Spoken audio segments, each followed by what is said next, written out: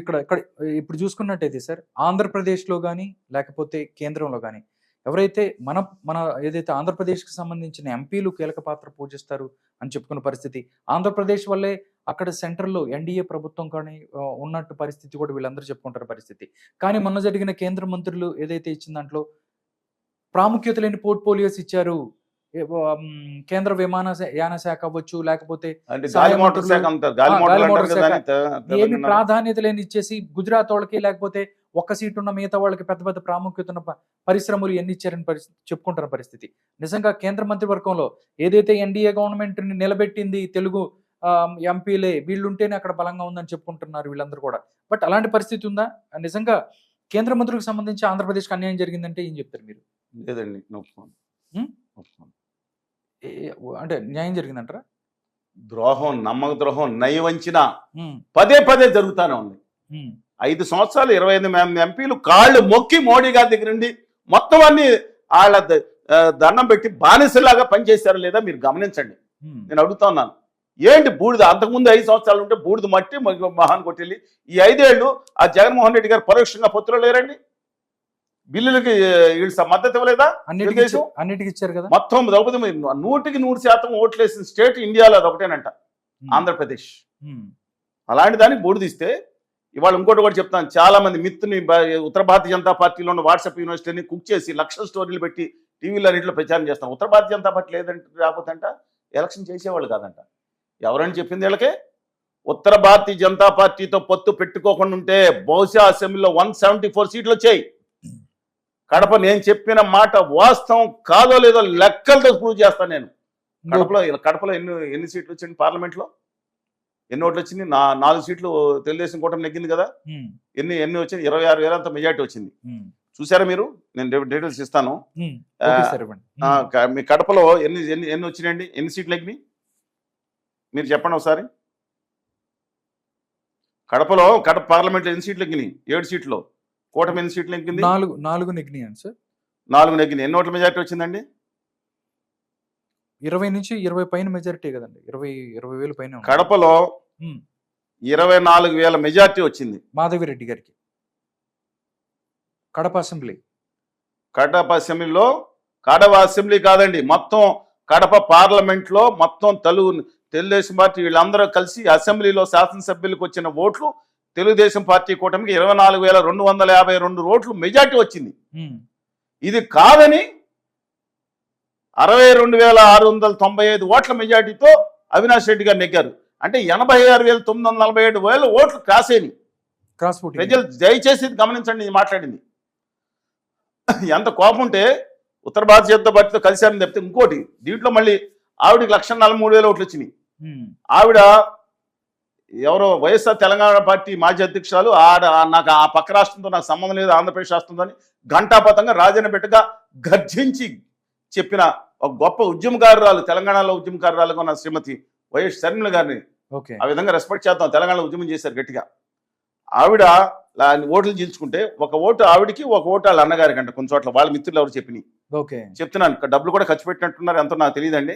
ఆవిడ ఎవరికి ఓట్లు చీల్చింది? ఒక 50,000 ఓట్లు తెలుగుదేశం పార్టీ ఓట్లు చీల్చింది. అది చీల్చకపోయినా ఇంత క్రాస్ ఓటింగ్ ఎందుకు జరిగిందండి? ఇంకోటి చెప్తాను, అరకులో తెలుసా మీకు? దక్షిణ భారతదేశం హైయెస్ట్ నోటా ఓట్లు వచ్చినాయి. హైయెస్ట్ 50,000 పైన నోటా ఓట్లు వచ్చింది. సిపిఎం పార్టీ తెలుసా మీకు? ఈ భారతదేశంలో 2 గుర్తింపు పొందిన జాతీయ సిద్ధాంతవాద పార్టీలు ఉన్నాయని నా అభిప్రాయం. ఒకటి సిపిఎం పార్టీ. ఆ పార్టీలో మిమ్మల్ని చేర్చుకోరు. 6 నెలల అనుమతి సంఘాలు పనిచేస్తే కానీ ఇంకక్కడ తీసుకోరు. తర్వాత బీజేపీ ఒక సిద్ధాంతవాద పార్టీ. 1,25,000 ఓట్లు వచ్చినాయి. ఎవరు మాట్లాడరా టీవీల్లో? అరకు పార్లమెంట్ సీట్లో సిపిఎం పార్టీకి 1,25,000 ఓట్లు వచ్చినాయి. షర్మిల గారు ఎన్ని కోట్లు ఖర్చు పెట్టారు, 100 కోట్లు ఖర్చు పెట్టారో తెలియదు నాకు, పక్కన పెట్టడం మనం తెలవకుండా మాట్లాడకూడదు. కానీ వీళ్ళు రూపాయి అలా ఖర్చు పెట్టకుండా జాగ్రత్తగా చూసుకుని తన ప్రజల కోసం నిలబడిన పార్టీకి అప్పలనర్సు గారికి 1,25,000 ఓట్లు వస్తాయి. కనీసం మాట్లాడి అభినందించేవాళ్ళు లేరా? అలాంటిది ఆవిడ అక్కడ ఎన్ని ఓట్లు తగ్గింది అరకులో? ఎమ్మెల్యేస్ మెజార్టీ 32,862 ఓట్లు. ఎవరికి 5 సీట్లు నెగ్గింది కూటమి, తెలుగుదేశం కూటమి. 2 సీట్లు పాడేరు, అరకు సీట్లు మాత్రం వైఎస్ఆర్ కాంగ్రెస్ పడింది.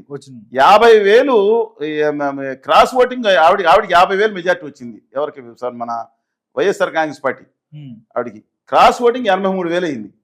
ఈ 83,000 ప్లస్ అక్కడ సిపిఎం పార్టీ పడిన 1,25,000 లక్ష ఓట్లు 100 ఓట్లు 2 లక్షల ఓట్లు క్రాస్ అయినాయా? ఏందండి ఇది? ఉత్తర భారతీయ జనతా పార్టీ లేకపోతే గేమ్ ఆడలేమన్నారా? ఇంకా వస్తున్నా మీకు. మీరు Rajampet MLAs majority 20,000 Telugu Desam party కూటమి ఎమ్మెల్యే జనసేన కలిపి బీజేపీ కలుపుకుని క్రాస్ ఓటింగ్ 97,000 అయింది. ఉత్తర భారతీయ జనతా పార్టీ మరి ఆఖరి బాల్ ఆడతానని రాష్ట్రాన్ని ముంచేశాడు కదా ఆయన తమ్ముడు గారు అక్కడ ఉన్నారు కదా. సిగ్గు ఏమాత్రం పడకుండా బీజేపీని తిట్టి బీజేపీకి వెళ్ళారు కదా ఆయన. వాళ్ళ తమ్ముడిని తెలుగుదేశంలో పంపించి గౌరవనీయులు వ్యక్తిగత గౌరవ రాష్ట్రానికి అన్యాయం చేస్తా మాట్లాడుతున్నారు. దక్షిణాది దండయాత్ర. ఎవడి దండయాత్ర? దక్షిణం ఏమన్నా నా విదేశం ఉందా? ఈ దేశం మూలవాసిని దక్షిణాది మీద జైత్రయాత్రని మాట్లాడారు ఆయన. మా దేశం మీ ఆర్య బానిసలు అయిపోయారా మీరు? మా దక్షిణాది మీద దండయాత్ర ఏంటండి? గవర్నీయులు మాజీ ముఖ్యమంత్రి గారు ఇవాళ ఆయన క్రాస్ ఓటింగ్ ఇదని లెక్కలు అని చెప్తున్నాను. I don't speak in air, లెక్కలతో మాట్లాడుతాను నేను. వచ్చింది సరే. అన్నిటికన్నా విచిత్రం ఏంటంటే అంటే మీకు బద్వేల్లో వైసీపీ 18,000, పులివెందులో 61,000, కడపలో టీడీపీ 18,000, కమలాపురంలో 25,000, జమ్మలమడిలో 1791, పొద్దుటూరులో టీడీపీ 22,000, మైదుకూరులో 29,900. నేను లెక్కలన్నీ ఇస్తాను, ఎక్కువ అవుతుంది నక్షలుగా చెప్తున్నాను. ఇక ఫైనల్గా వద్దాం. తిరుపతి సీటు దయచేసి గమనించండి. తిరుపతిలో మొత్తం 7 సీట్లు కూటమి నెగ్గింది. అవును. 1 సీటు జనసేన ఆర్ఎన్ శ్రీనివాసులు గారు, తిరుపతి మిగతాన్ని టీడీపీ. ఎంత మెజార్టీ వచ్చింది తెలుసా మీకు? ఒకసారి ఊపిరి బిగపడతారు మీరు. 191,108 ఓట్లు తిరుపతి అసెంబ్లీకి. తిరుపతి 7 తెలుగుదేశం పార్టీ కూటమికి వచ్చిన ఓట్లు మెజార్టీ 191,188 ఓట్లు మెజార్టీ వచ్చిందండి. ఎవరికి? తెలుగుదేశం పార్టీ కూటమి అభ్యర్థులు, తెలుగుదేశం జనసేన కూటమి అభ్యర్థులకి 7 అసెంబ్లీ అభ్యర్థులకు వస్తే నిజంగా కనుక అక్కడ బాగుంటే ఈ బీజేపీ కనుక బాగుంటే 2.5 లక్షలు వీళ్ళందరూ కూడా కదా. ఇటు అందరూ పోగా 14,569 ఓట్ల మెజార్టీతో గురుమూర్తి గారు నెగ్గారు. అంటే 2,05,757 ఓట్లు క్రాస్ అవుట్ అయినాయి. ఆంధ్రప్రదేశ్ చరిత్రలో రికార్డు ఇది. 2,05,000 ఓట్లు ఎంపీతో క్రాస్ అయ్యిందంటే దిశభ పార్లమెంట్ నియోజకవర్గాలు 1952 ఉండేమో తర్వాత సంగతి అది చెప్తానండి. ఇది ఆంధ్రప్రదేశ్ చరిత్రలోనే 2,05,000 క్రాస్ అయ్యి అంటే రికార్డ్ బ్రేక్ ఇది. బహుశా సౌత్ ఇండియాలోని ఇండియాలో నాకు తెలియదండి విషయం. చూడాలి మిగతా చోట. ఇంకా ఉత్తర భారతీయ జనతా పార్టీ లేకపోతే గేమ్ ఆడి ఏంటంటే గేమ్ ఆడేది. ఇవాళ జగన్మోహన్ రెడ్డి గారికి ఎన్ని ఓట్లు వచ్చింది తెలుసా మీకు? మీరు టాపిక్ అక్కడ చెప్పాను, నేను ఇక్కడికి వచ్చాను ఆంధ్రప్రదేశ్ లో 40% ఓట్లు వచ్చేసి. ఇంతకుముందు చంద్రబాబు నాయుడు గారికి తెలుగుదేశం పార్టీ ఓడిపోయినప్పుడు 23 సీట్లు ఓట్ల కంటే కూడా ఎక్కువ వచ్చినాయి. కొన్ని చాలా మంది తెలియకపోవచ్చు. అత్యధికులు ఓట్లు దాంట్లో ఎవరో తెలుసండి? మైనార్టీ ఓట్లు. క్రిస్టియన్ మత అవలంబికులు కానీ మత విశ్వాసాల మీద ఉన్నవారు కానీ లేదా ముస్లిం మత కానీ 33% కనీసం నేను అంటున్నాను. యావరేజ్గా 25% పైగా పోలేని వైఎస్ఆర్ కాంగ్రెస్ పార్టీ ఇంకెక్కువే పోలేని అంటున్నారు. 30% వరకు అనుకుంటున్నాను మోడీ గారి దెబ్బకి. అలాంటి మిగతా అందరూ ఏకమయ్యారు. వేరే సంగతి. ఈ ఓట్లు కనుక వాళ్ళ మోడీ గారికి వ్యతిరేకంగా చంద్రబాబు నాయుడు గారు కనుక నిలబడి ఉంటే, అక్కడ నిలబడి ఉంటే వారు వన్ సైడ్ కాదు, స్మాష్ ఇంకే ఉండేది కాదండి. సత్యం చెప్తాను. అంతేగాని నేను ఒక్కడే చెప్పుండొచ్చు. అంత బాజా భజంతిని కొట్టుకున్నారు, గుజరాతీ భజన కొట్టుకున్నారు. పొద్దు నుంచి రాత్రి ఒక పత్రికలోను, మీడియాలోను, టీవీలోను ఇదే కొడుతున్నారు. ఎలక్షన్ చేసి ఉండేవాళ్ళం కదండి. చూసారా కొంచెం పోలీసులు దౌర్జన్యం ఏంటంటే పోలీసు దగ్గర ఇవాళ 57%, 56% ఓట్లు వచ్చినాయి. ఇంకొక 25 అంటే ఎంత వచ్చేదండి? 80% ఓట్లు వస్తే మనిషి పోలీసులు కానీ మిగతా వాళ్ళు కానీ ఆగుతారు, అందరూ ఇటు వచ్చేస్తారు. భ్రమలో బతుకుతున్నారు. వాళ్ళు లేకపోతే ఎలక్షన్ చేయగలం కాదు. ఏం చేయగలం? స్టాలిన్ దమ్ము లేదా? మన దక్షిణామూర్తి గారు అబ్బాయి తమిళనాడులో ముఖ్యమంత్రిగా దమ్ము చేసి నిలబడలేదా? పోరాడలేదా? ఒక్క సీటు కూడా ఇవ్వలేదు కదా. చెప్తున్నా కాదు, చెప్తున్నా దమ్ముని పోరాడలేదా? అందుకని నేను చెప్తా ఉన్నాను ఖచ్చితంగా అందరికీ కూడా. సార్ లాస్ట్ అండ్ ఫైనల్ ఒకటే ఢిల్లీలో మాత్రం జరిగిన అవమానం మాత్రం కేంద్ర మంత్రులకి గాలి మోటార్ల శాఖ ఒకటి ఇచ్చారు. ఆ గాలి మోటార్లు అప్పుడు ఆ పాపాలన్నీ సగం కోట్లన్నీ తీసుకెళ్లి జాతీయం కాదండి. అవన్నీ అక్కడ ఎవరైతే మన అశోక్ గజరాజు ఉండగా కొంచెం మంచి ఆయన హానెస్ట్ పర్సన్, ఆయనతో కొన్ని చేయించారు. ఆ తర్వాత ఇంకోటి ఏం చేశారు? ఆ ఎయిర్పోర్ట్లు 6 ఆదాని గారు కూడా అమ్మేశారు. ఎవరు 30 ఏళ్ళకి 20 ఏళ్ళ కంటే 50 ఏళ్ళకి అన్నారు. ఇష్టం చేశారు. ఆఖరికి ఎయిర్ ఇండియాకి ఎయిర్ ఇండియా ఇండియన్స్ కూడా అమ్మించారు. ఏదో ఎయిర్పోర్ట్ అథారిటీ ఆఫ్ ఇండియానో లేదా 4 ఫ్లైట్లో భోగాపురం బాగు చేస్తారండి. భోగాపురం జిఎంఆర్గా వాళ్ళు చేస్తున్నారు కదండి. ఏదో 2 ఫ్లైట్లు కానీ దేనికండి గాలిమోటల శాఖ అసలు 10 ఏళ్ల క్రితం ఇచ్చిన మోసం అన్నారు. పోనీ ప్రమశాంత్ సెన్సాగ దమ్మున్నాడు, కసి ఉన్నాడు. రామ్మోహన్ నాయుడు కూడా బహుభాషా ప్రవీణ, దేంట్లో అన్నా అద్భుతంగా మాట్లాడగలుగుతాడు ఆయన. కానీ ఈయన కూడా అలాంటి చంద్రశేఖర్ గారికి ఆ శివరాజ్ సింగ్ చౌహాన్ అనే సీనియర్ మోస్ట్ సీఎంగా 20 ఏళ్ళు చేసిన ఆయన దగ్గర, జ్యోతిరాజ్ సింధియా కానీ పనిచేసే ముఖ్యమంత్రి దగ్గర, పనిచేసే మంత్రుల దగ్గర సహాయ మంత్రులకి ఉండదు. ఇండిపెండెంట్ ఛార్జ్ కూడా కాదు వాళ్ళకి, సహాయ మంత్రులకు పని ఉండదండి, ఏదో కొంత ఉంటుంది. ఆఖరికి ఒక విషయం మాత్రం చేశారు. బండి సంజయ్ గారికి ఆయన చెప్పులు మోసారో విధేయత అనేది జనం మోడీ గారు అమిత్ షా గారు చెప్పులు మోసి మళ్ళీ పట్టుకొచ్చి మళ్ళీ పెట్టారు. అందుకని సహాయ మంత్రి ఇచ్చారా? ఆయన శాఖలోనే హోంశాఖలోనే సహాయం ఆయన దగ్గరే పెట్టుకున్నారు. నేను నిజంగా మేము చెప్తున్నా అండి, బీజేపీ పార్టీ లాయల్టీ గౌరవిస్తుంది మిగతా పార్టీ. 100% మనసు నుంచి చెప్తున్నాను నేను.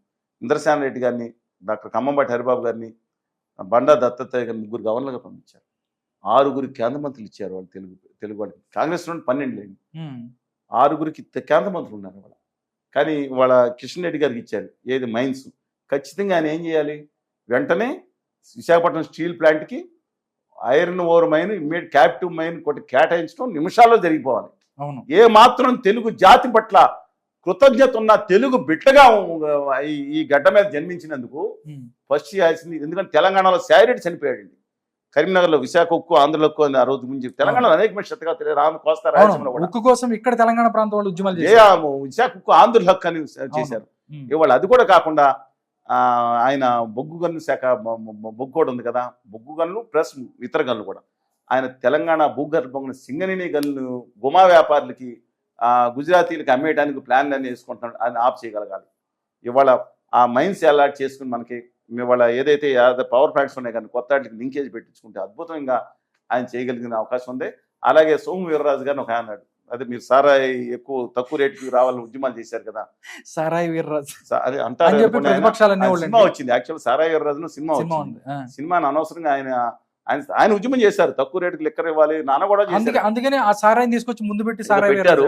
ఆయన ఇవాళ సీట్ ఇప్పించుకున్నాడు శ్రీనివాసవరం గారు, ఆయన మంత్రి పదవి కూడా ఇప్పించుకున్నాడు. పరిశ్రమల శాఖ సహాయ మంత్రి, ఇండస్ట్రీస్ ఆయన. అందుకని విశాఖ ఉక్కుతో పాటు ఆంధ్రప్రదేశ్లో ప్రత్యేక హోదా విభజన హామీలు అయ్యారు. ఇన్సెంటివ్ తెచ్చుకుంటే ఆ గుజరాతీ వీళ్ళు చేసి ఉత్తర వెస్ట్ ఇండియా కంపెనీ దమ్ముండి ఎదిరించగలిగితే తెలుగు బిడ్డలుగా మేము గౌరవిస్తాం. I'm all wishes for them. ఇవాళ 5 తెలుగు బిడ్డలకు పదవి ఇచ్చారు. ఇక్కడ 6వ పదవి ఏమో మన ఎవరు వీళ్ళ వరదమ్మ గారును వాళ్ళ అబ్బాయికి, లోకనాథం గారి అబ్బాయికి ఇచ్చారు. రాజ్యసభ ఇచ్చి మురుగన్ గారికి ఇచ్చారు. 6వ తెలుగు బిడ్డ. అక్కడ కూడా తెలుగు ఏమండి, నాకు ఊటీ నుంచి పోటీ ఓడిపోయినా తెలుగు 13.5-14 కోట్ల తెలుగు జాతి బిడ్డ ఎక్కడున్నా నేను డెఫినెట్ గా నా తెలుగు జాతి కావాలండి. నాకు ఈ ప్రపంచంలో తెలుగు జాతి కావాలి. మీరు చాలా తెలుగు జాతి అన్నప్పుడు మీ మొక్కల ఆనందం చూస్తున్నాను. కానీ ఇక్కడగానే తెలంగాణ అవ్వచ్చు, ఆంధ్రప్రదేశ్ లో తెలుగు బిడ్డలు కేంద్ర మంత్రి పదవిలో ఉన్నారు. ఇక్కడ ఏదైతే తెలుగు రాష్ట్రాలకు సంబంధించిన ఎంపీల వల్లే అక్కడ ప్రభుత్వం నిలబడింది అన్నట్టు కూడా మాట్లాడుకున్న పరిస్థితి. విభజన హామీలు అవ్వచ్చు, లేకపోతే ప్రత్యేక హోదా, లేకపోతే కేంద్రం నుంచి రావాల్సిన ఏదైతే ఉన్నాయో వాటి కోసం మీరు ఫైట్ చేసిన పరిస్థితి. రాబోయే 5 సంవత్సరాల్లో ఆంధ్రప్రదేశ్ కు మంచి జరుగుతుంది, ఇవన్నీ జరుగుతుందని మీరు భావిస్తున్నారా? అంటే మీరు ఏం చెప్తారు? తెలుగు బిడ్డలుగా వాళ్ళు ఉన్నారు కాబట్టి చరిత్రలో మిగిలిపోతారా, చరిత్రలో ద్రోహులుగా మిగిలిపోతారా వాళ్ళు నిర్ణయించుకోవాలి. మంచి వాళ్ళకి మిగలాలని నేను కోరుకుంటున్నాను. ఆ మాంజీగా పార్టీ హిందుస్థాన్ వికాస్ మంచి పార్టీకి 1 సీట్ వచ్చింది, కేంద్ర మంత్రి ఇచ్చారు. ఆ జేడీ కుమార్ వచ్చినాయి, కళ్యాణ్ బాబు గారు అందులో సీనియర్ మోస్ట్ 2-3 సార్లు ఎంపీ అయిన బాలశౌరి గారు ఉన్నారు కదా, అది కాదు నేను ఆఖరికి తెలుగుదేశం కూడా ఏమి ఇచ్చారు, ఒకటేమో గాలి మోటార్ల శాఖ, ఒకటేమో శివరాజ్ సహాయ మంత్రి, అది కూడా చెప్తున్నాను. అందువలన అయినా మనం పాజిటివ్గా వాళ్ళు పోరాడి సాధించుకుంటారా, లేదా కమ్మ కబుర్లు చెప్తారా, లేదంటే ఇంకోటి చేస్తారని ఆధారపడి ఉంది. ఇవాళ ఒక తరం నాశనం, 10 సంవత్సరాల బాధలు పడ్డాం. వీళ్ళు కేంద్రంతో పోరాడినట్టు నటించడం వల్ల మేము ఎంత దెబ్బలాడామో మాకు తెలుసు. రాష్ట్రానికి ఎంతో కొంత వచ్చిందండి, ఖచ్చితంగా నేను ప్రూవ్ చేస్తాను. వెంకయ్యనాయుడు గారిని తీసుకురండి చర్చలోకి ఎప్పుడున్నా, లేదా కేంద్రం నీతి ఆయోగ్కి వెళ్ళాం. 2023 అక్టోబర్ 3 నీతి ఆయోగ్కి వెళ్ళొచ్చాం, సెంట్రల్ దానికి వెళ్ళొచ్చాం, కాగితాలు రాస్తున్నాం, కేంద్ర మంత్రికి వస్తున్నాం, పోరాటం చేస్తున్నాం, మీ రికమెండేషన్ ఇస్తున్నాం, ఒక ప్రయత్నం చేస్తున్నాం. ఇంటలెక్చువల్ ఫార్మ్ తరఫున ప్రత్యేక విభజన హామీ సాధించిన తరఫున కాడి పడేయం. బట్ ఈ కొత్త ప్రభుత్వం వచ్చింది కాబట్టి వెంటనే ఈ ప్రభుత్వం మీద తక్షణం ఒత్తిడి తేము. సూచన చేస్తాము, వెంటనే ఉద్యమాలు చేయకూడదు, అవును, వాళ్ళకి మేము టైం మీటింగ్ ఇవ్వాలి. కూడా పెట్టాము, మొన్న కూడా మాట్లాడాను నేను, మీటింగ్ పెట్టి ఒక సూచన అయితే ఇస్తాము, ఒక మంచి పలకాలి. ఓకే కొత్త సార్. ప్రభుత్వం వచ్చినప్పుడు ఆల్ ద విషెస్ అండి, వాళ్ళు ఓకే. ఖచ్చితంగా సాధించగలుగుతారు. రాజనీతిజ్ఞుడిగా చంద్రబాబు నాయుడు గారు ఇంతకు లోపల చేసి ఉండొచ్చు, ఇప్పుడు ఇవాళ దాన్ని- చేతిలో తిప్పే చక్రం వచ్చింది, కానీ ఇప్పుడే చేయించాలి. ఎందుకంటే ఆ ఉత్తర భారతీయ జనతా పార్టీ ఆపరేషన్ బిరడా అని పెట్టింది. ఉమ్, ఆ బిరడాలో finish Telugu Desam, finish Vaikapa, finish Telangana Rashtra Samithi, అందులో తీయాల్సిన ఫినిష్ వైకాపా ఫినిష్. ఈయన సీజన్ పొజిషన్ కాబట్టి కష్టపడి తిప్పలు పడి ప్రజల్లో జగన్మోహన్ రెడ్డి గారు ఈయన మేము చేసిన దుర్మార్గం వల్ల కానీ, ఆ పరిపాలనలో తేడా వల్ల కానీ నిలబడి పోరాడి బయటకు వచ్చారు. తప్పనిసరి పరిస్థితి కలిశారు. జైల్లోకి ఈయన వేయించిందంటే ఉత్తర భారతీయ జనతా పార్టీ హస్తం ఉందా లేదా? చిన్నపిల్లాడిని అడిగితే కెబిలో చాబేపు పెట్టుకున్న వాళ్ళు ఎవరని చెప్తారు. అవును. అందువల్ల నా హంబుల్ రిక్వెస్ట్, దయచేసి ఆ ఉత్తర భారతీయ జనతా పార్టీ నమ్మొద్దు. వచ్చిన వాళ్ళు ఎవరిని వేసేసారు, బకరా కింద చేసేసారు. ఇవాళ మీకు ఆల్టర్నేటివ్గా బ్యాకప్ పెట్టిపోతున్నారు సమాజ్వాదీ పీటీ. ఎందుకంటే ఆదాని గారు ఏముందంటే తీసుకుని ఒక 5,000 కోట్లు క్యాండిడేట్కి అంటారు, ఆయన ఏముందండి లక్షల కోట్లు టక్కుమని అలాగానే 10,000 కోట్ల నుంచి 20 లక్షల కోట్లకి వెళ్ళిపోయాడు. ఆఫీసులో పెట్టి 40 లక్షల కోట్లు సంపాదన అంట మొత్తం ఆయనకి, ఆస్తులంట ఆయన కంపెనీలు. అందువల్ల నా ఉద్దేశం ఏంటంటే, ఏముంది 30 మంది ఎంపీలు తల 3,000 కోట్లు ఇస్తాను, లక్ష పెద్ద ఇబ్బంది కాదు. అవును. అర్ధరాత్రి షేర్లు పెడితే 2 లక్షల కోట్లు లాభం వస్తుంది. అవును. అలాంటి అందువల్ల మీరు ఆ లోపు మాత్రమే వాళ్ళ విభజన హామీలు, ప్రత్యేక హోదా మీద ప్రత్యేక హోదాకు సాధ్యమేనండి. ఎందుకంటే రాహుల్ గాంధీ గారు మల్లికార్జున గారి దగ్గర ఇస్తున్నప్పుడు, నేను అధికారంలో వస్తే మొట్టమొదటి సంతకున్నప్పుడు ఇది ఎందుకు సాధ్యం కాదు, పిచ్చి యాదవ్లో పనికిమాలిన యాదవ్లో మాట్లాడుతున్నారు, విభజన హామీలు అవసరం లేదు ఆంధ్రప్రదేశ్కి. కానీ ఆంధ్రప్రదేశ్ ద్రోహులండి వీళ్ళు, ఈశాన్య రాష్ట్రంగా కొనసాగుతుంది. ఇది ఒక్కటి దయచేసి my humble request, this right time అండి, రెస్పెక్టబుల్ చంద్రబాబు నాయుడు గారికి చెప్తున్నాను, దిస్ రైట్ టైం. మిగతా వాళ్ళు మాట్లాడి మీరు ప్రయత్నం చేయండి, వాళ్ళు బ్యాకప్ పెట్టుకునే లోపలే. మోడీ గారు మీ మీద డిపెండ్ అవ్వటానికి చూడలేదు, ఉత్తునే మాట్లాడుతుంటారు. మీరు దయచేసి మీరు ఆ లోపే రాష్ట్రానికి చేస్తే చరిత్రలో స్థిరస్థాయిగా ఉండిపోతారు. ఆ పోలవరం ప్రాజెక్ట్ ఏదైతే ఉందో కొంతమంది నీచమైన కుట్రలు చేస్తున్నారు.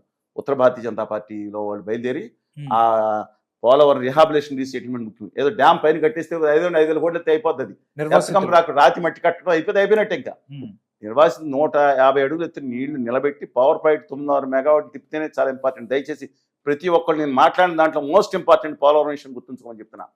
రిహాబిలేషన్ రీసెంట్లు కేంద్ర ప్రభుత్వం ఇవ్వాలి, మంది కాదండి. అందువల్ల అది కనుక అది కూడా మనం కుట్ర చేద్దామని చెప్పి అవతల అమిత్ షా గారు, మోడీ గారు చూసే కుట్రలో దయచేసి బడి మసి అయిపోయి బలిపోయిపోద్దని కోరుతా ఉన్నాను. అలాంటి కుట్రలు ఎవరు చేసిన టూత్ అండ్ నైల్ వ్యతిరేకించమని చెప్పి my humble request. Thank you so much sir. ప్రస్తుత రాజకీయ అంశాలు, అదేవిధంగా ఆంధ్రప్రదేశ్కి సంబంధించి ఎలాంటి వాటితో ముందుకెళ్తే బాగుంటుంది అనే విషయాలు చెప్పారు. నమస్కారం శ్రీనివాస్.